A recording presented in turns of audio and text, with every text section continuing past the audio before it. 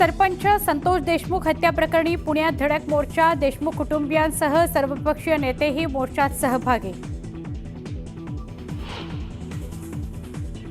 धनंजय मुंडेंचे लोक धनंजय देशमुखांना धमक्या देतायत, अधिकाऱ्यांद्वारे मराठ्यांनाही त्रास दिला जातोय, मनोज जरांगेंचा आरोप।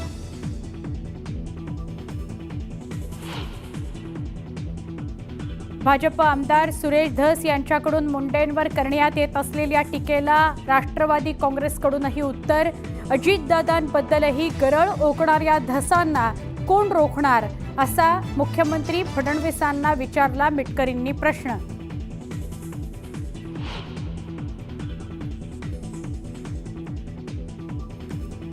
SIT मधील अधिकारी वाल्मिक कराडसाठी काम करतात, जितेंद्र आव्हाड यांचं सोशल मीडियाद्वारे गंभीर आरोप।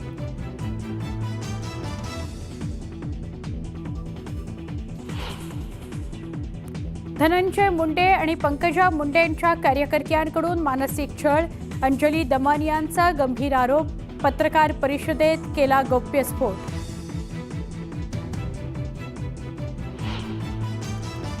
भोजनालयातील मोफत जेवणामुळे शिर्डीत वाढली भिकाऱ्यांची संख्या, साईबाबा संस्थानं मोफत जेवण देणं बंद करावं आणि तो पैसा लहान मुलांच्या शिक्षणाकरता खर्च करावा, अशी खासदार सुजय विखेंची मागणी।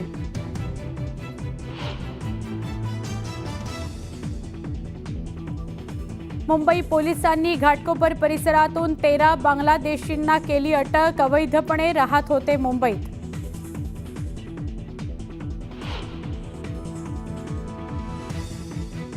काश्मीरसह हिमाचल प्रदेशच्या अनेक भागात तुफान बर्फवृष्टी, तापमानात मोठी घट, पर्यटक लुटतायत बर्फवृष्टीचा आनंद।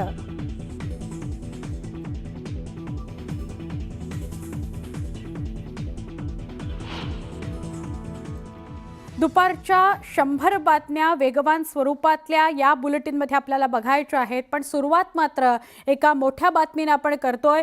पुण्यामधून बातमी आहे। पुण्यामध्ये जनाक्रोश मोर्चा सुरू झालेला आहे। बीडच्या मस्साजोग गावचे सरपंच संतोष देशमुख यांच्या हत्येचे पडसाद राज्यभर उमटतायत। बीड परभणीनंतर पुण्यामध्ये जनाक्रोश मोर्चा काढला जातोय।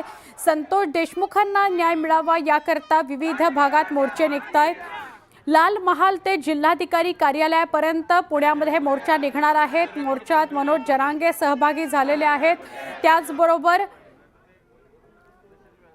अनेक खासदार आमदारांचा पण सहभाग या ठिकाणी बघायला मिळतोय। पुण्यामधली दृश्य आहेत। पुण्यामध्ये जनाक्रोश मोर्चाला सुरुवात होईल। मनोज जरांगे सहभागी झालेले आहेत।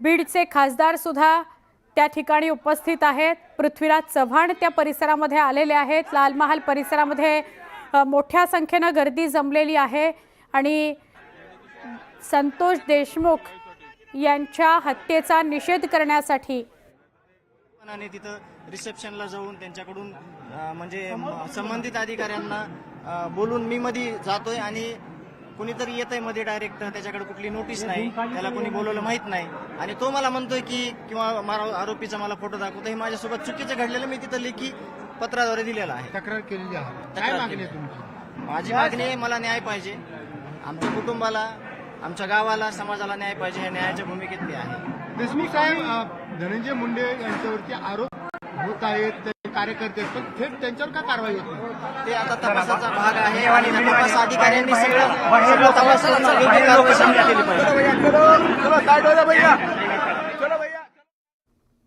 सुरेश धस, संदीप क्षीरसागर या ठिकाणी उपस्थित राहणार असं कळतंय। बीडचे खासदार ऑलरेडी लाल महाल परिसरामध्ये पोहोचलेले आहेत। मनोज जरांगे पोहोचलेले आहेत। पृथ्वीराज चव्हाण पोहोचलेले आहेत असं कळतंय।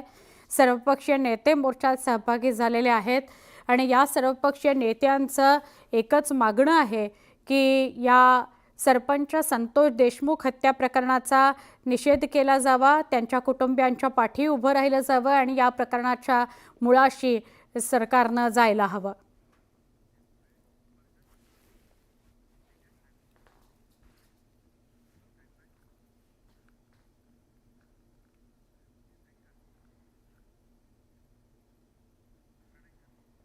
बुलेटिनमध्ये आपण बघणार आहोत दुपारच्या 100 बातम्या.